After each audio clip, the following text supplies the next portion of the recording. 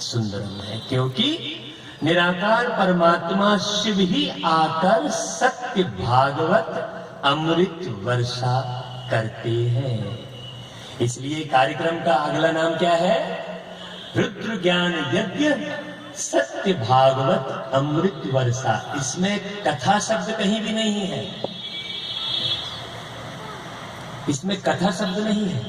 इसका मतलब हम आपको कथा नहीं सुनाने वाले हैं।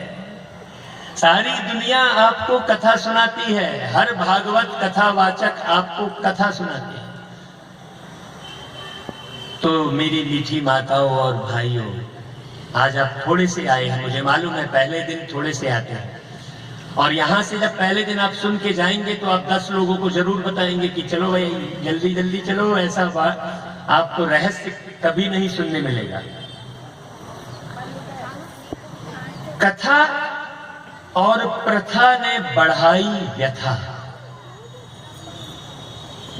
कथा और प्रथा ने बढ़ाई व्यथा, और कहानी ने की हानि। इसलिए बंद करो अब कथा कहानी और सुनो उस परमात्मा की वाणी और बना लो अपनी जिंदगानी। तो जो कथा सुनने आए हैं वो जरा हाथ खड़ा करें। देखो भाई, देखो देखो, अभी हमने कहा भूल गए, अभी हमने कहा कि कथा ने बढ़ाई व्यथा।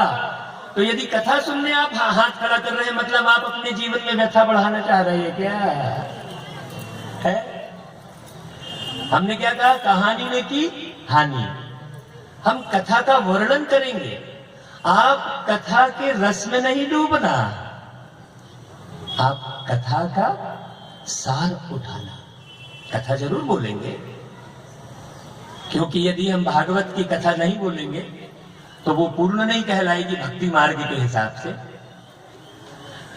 पिता परमात्मा शिव ने जो मुझे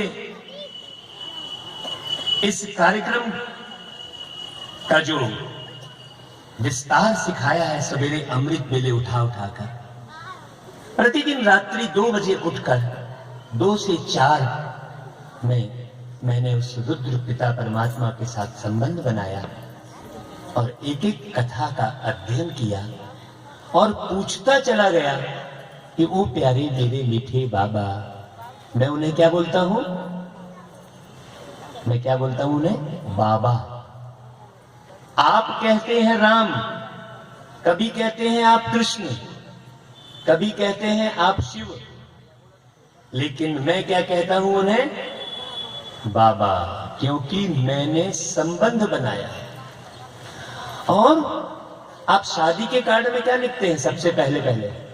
प्रकाश जी, परम पिता परमात्मा की असीम अनुकंपा से हमारे यहाँ सो एंड सो, जो भी आप लिखते हैं, लेकिन पहला शब्द क्या लिखते हैं आप? परम पिता। तो आप बताइए कि एक बच्चा क्या पिता का नाम लेता है? लेता है क्या? तो भगवान से हमारा क्या संबंध है? पिता का संबंध है। तो पिता का कभी नाम लिया जाता है क्या? रामायण में एक चौपाई लिखी है कि कलयुग केवल नाम आधारा और सुमर सुमर जग उतरही पारा। अभी देखिए इस चौपाई को थोड़ा बहुत अच्छे से समझिएगा। कलयुग केवल नाम आधारा, ये शब्द लिखा है। उस नाम के आगे प्रभु नाम आधारा नहीं लिखा है, राम नाम आधारा नहीं लिखा है। आप उठा के देख लीजिए चौपाई।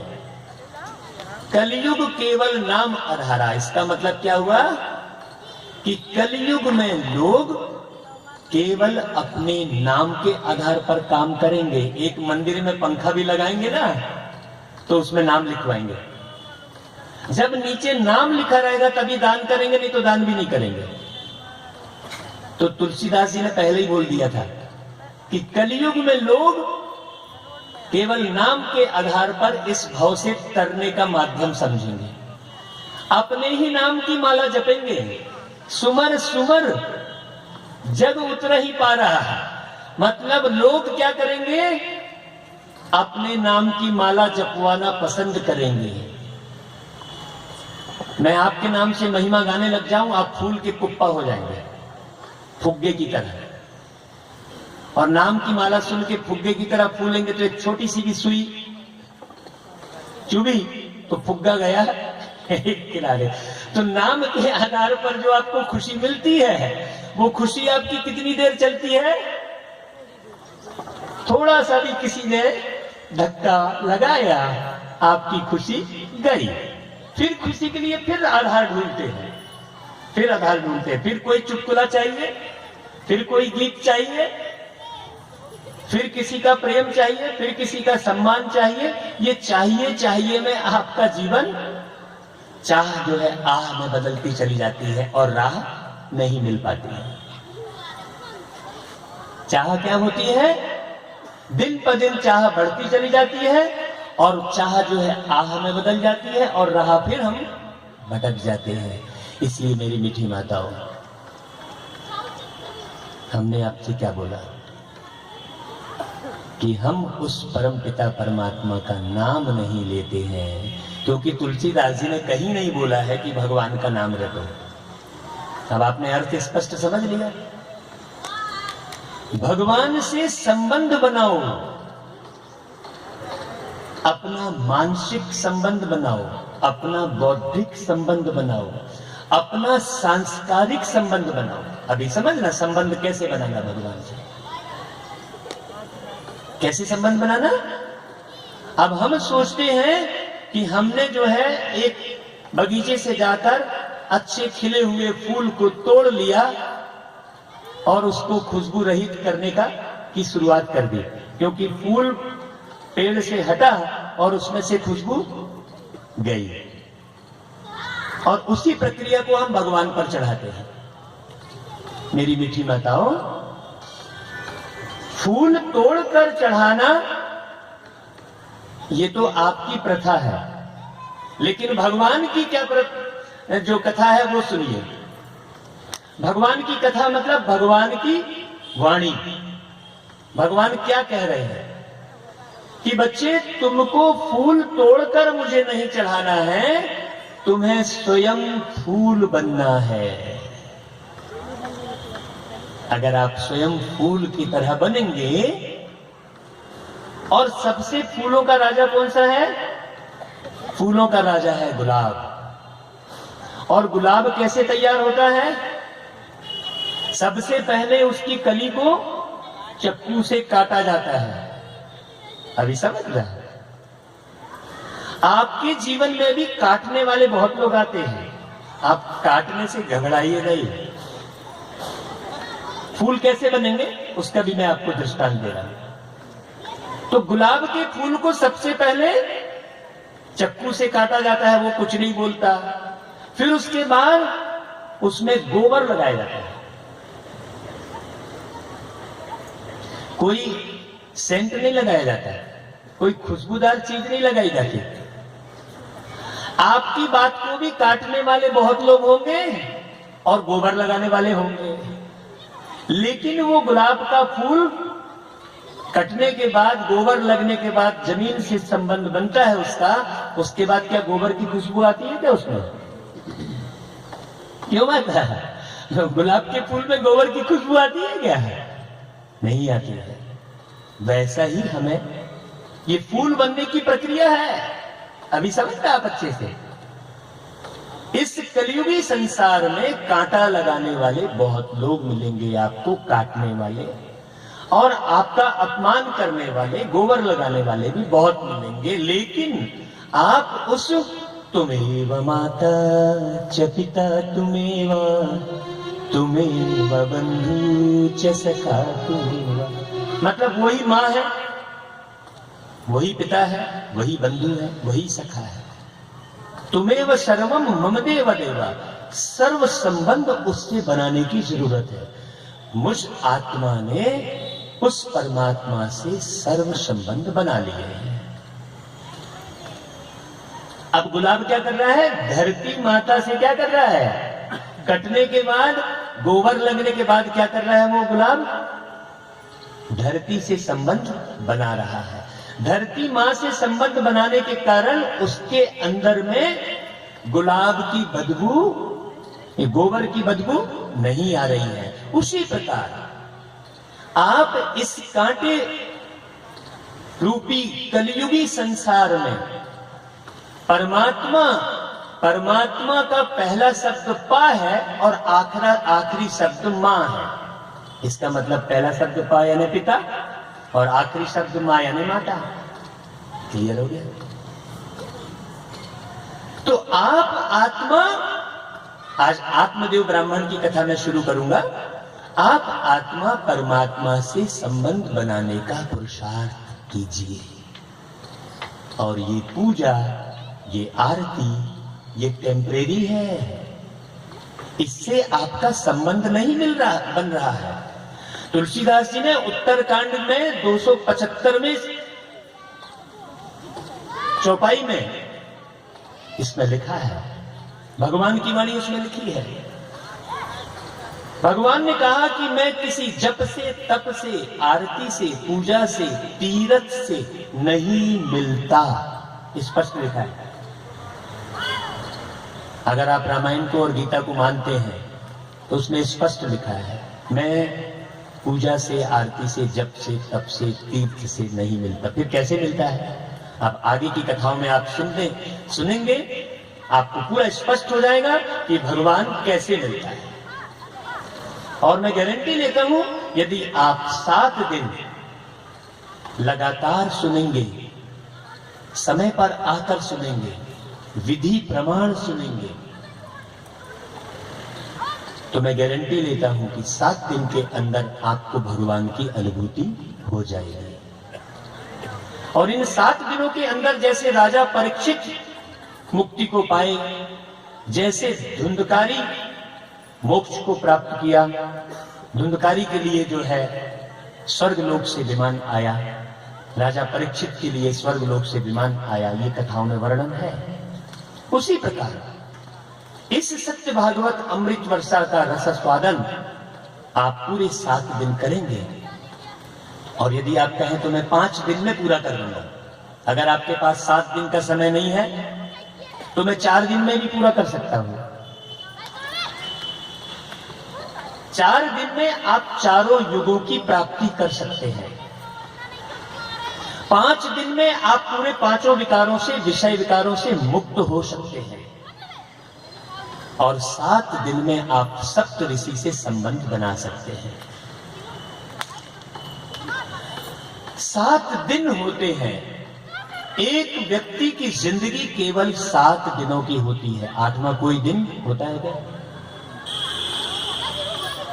होता है क्या? बता दीजिए, कोई 8वां दिन होता है? और वार कितने होते हैं बता दीजिए?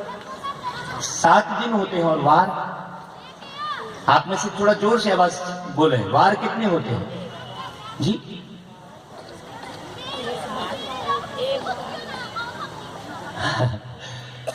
7 वार होते हैं। मैं कहता हूं 8 वार होते हैं। और जो 8वां वार है, उसी वार में 7 वार भ्रमण कर रहे होते हैं। बताइए वो कौन सा वार है 8वां? जिसके लिए लोग बेईमानी करते हैं, उस वार के लिए उसके लिए ही बेईमानी करते हैं। और उस वार को जो है बिल्कुल संकुचित कर देते हैं। मैं इशारे दे रहा हूं। जो समझेगा, जो इशारों में समझे वो देवता, जो समझाने पर समझे वो मनुष्य, और जो समझाने पर भी ना समझे उसके लिए तो डैश डैश डैश बोलना पड़ेगा। कुछ क्या बोले उसके लिए? क्या हो प्रकाश भाई? बताइए 8वां कौन सा वार होता है? आप में से कोई बताए? प्रकाश जी? नहीं, रविवार तो 7 वार के अंदर है। रविवार, सोमवार, मंगलवार, बुधवार, गुरुवार, शुक्रवार, शनिवार। 8वां कौन सा वार होता है? 8वां वार है परिवार। उस परिवार के अंदर ही 7 वार। तो 7 वार को अगर मैनेज करना है तो सबसे पहले परिवार को मैनेज कर लेंगे। परिवार को बढ़िया बना लो, अपने परिवार को सुख शांति से संपन्न कर लो, अपने परिवार को मंदिर बना लो।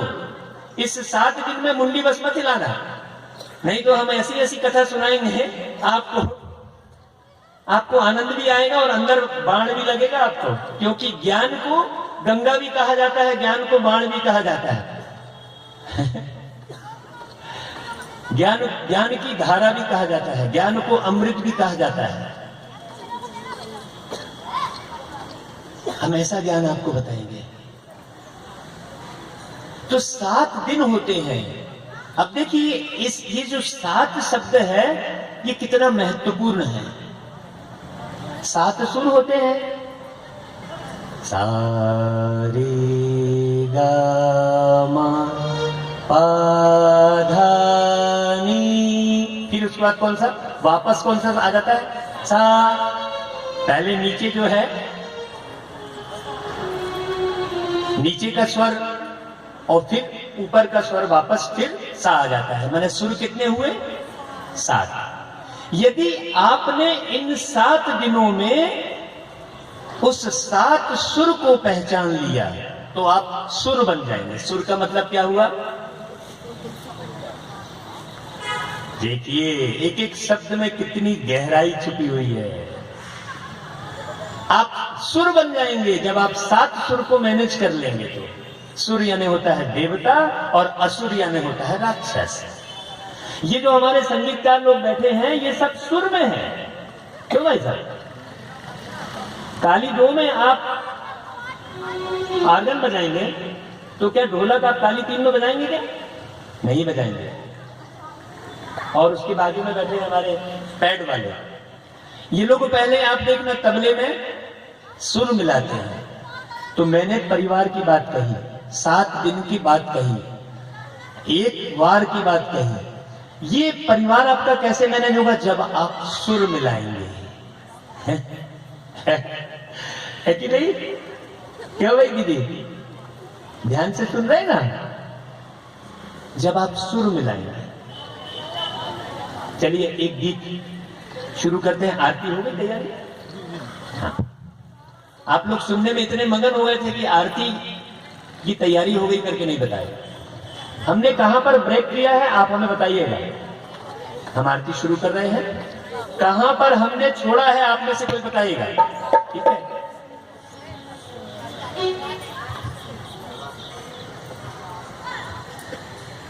हाँ,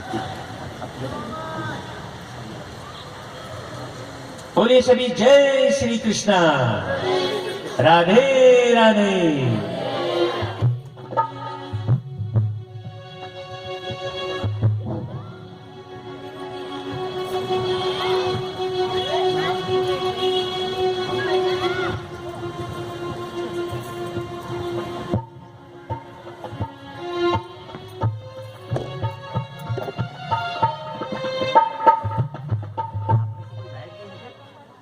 गाते भी गाएगा म्यूजिक मोबाइल पर ट्रैक पे गाते।